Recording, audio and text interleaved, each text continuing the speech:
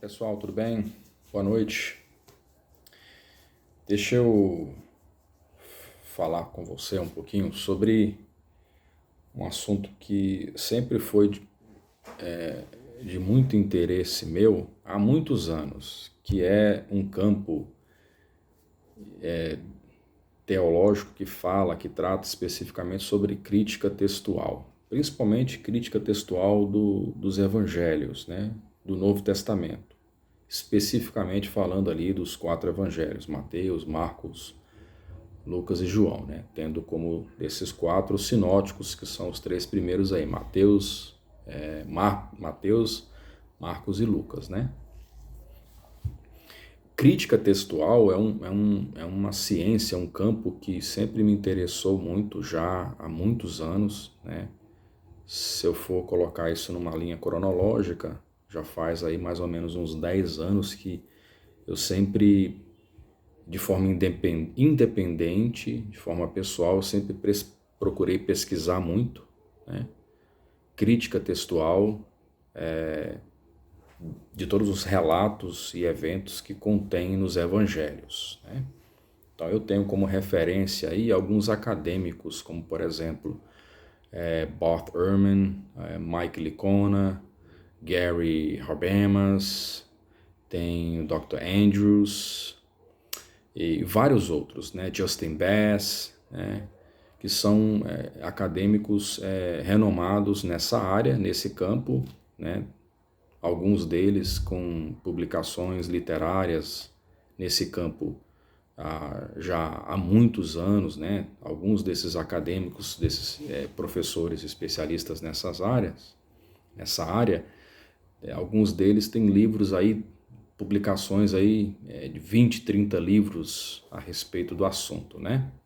Por exemplo, Bart Ehrman, ele tem, apesar dele ser skeptical, né, cético, e hoje ele é agnóstico, né? Ele é um biblical scholar, né, um acadêmico, um erudito na área de crítica textual, com mais de 20, 30 publicações a respeito, né? Dentre outros, né? Mike Licona também, né? E um livro interessante que ele publicou recentemente fala sobre Why There Are Differences in the Gospel. Por que há diferenças nos evangelhos, né? Porque porque tradicionalmente, de forma muito convencional, quando você lê um relato no evangelho, você lê uma história, um evento relatado pelo autor do evangelho, pelo escritor do evangelho ali, você normalmente lê de forma vertical, né? Então você lê de cima para baixo, né? E dentro do campo de crítica textual, recomenda-se ler de forma horizontal, ou seja, pegar o mesmo relato, o mesmo episódio e, de forma paralela, confrontar detalhe por detalhe. Então você pega lá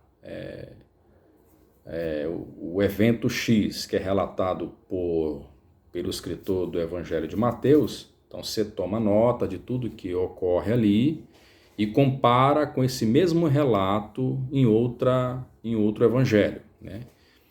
Então, quando se faz isso, observa que há muita diferença, discrepância, contradições entre o que um relata e o que o outro também relata, sendo teoricamente a mesma história, né? Então, alguns críticos, como por exemplo Bart Ehrman, ele diz que se o mesmo evento, uma mesma história, né, está sendo relatada por um outro escritor, o contexto, né, os detalhes têm que bater, têm que serem conciliados. Quando você tenta conciliar um relato, uma história, um evento, e há contradição, então isso é um problema grave, né, um problema que precisa ser investigado. Crítica textual vai nessa linha de fazer esse trabalho, de pesquisar, de entender os originais, de estudar os manuscritos, de investigar historicamente, detalhe por detalhe do evento que está ali sendo reportado. Então é um campo que eu gosto muito, particularmente eu gosto muito. De forma muito independente eu já venho estudando já há alguns anos.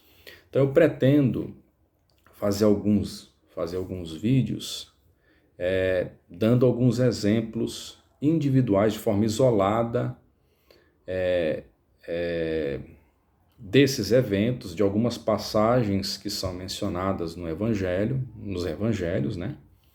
Onde alguns consideram como problemáticos, porque os autores dos Evangelhos entram em contradição com eles mesmos. Então, isso é um problema. Mas, para alguns casos, você consegue reconciliar de forma plausível. Para outros casos, fica uma grande incógnita e há necessidade de uma maior investigação. Por quê? Porque além deles entrarem em contradição com eles mesmos, né, relato por relato, detalhes por detalhes, não há uma justificação, uma justificativa plausível do porquê dessa contradição, né? Então eu pretendo fazer alguns vídeos onde eu vou explicar isso pouco a pouco, tá bom? Forte abraço, me acompanha aí que a gente vai acompanhar isso de forma categórica, de forma sucinta também, tá bom? E a gente vai estudar isso aí junto. Um forte abraço.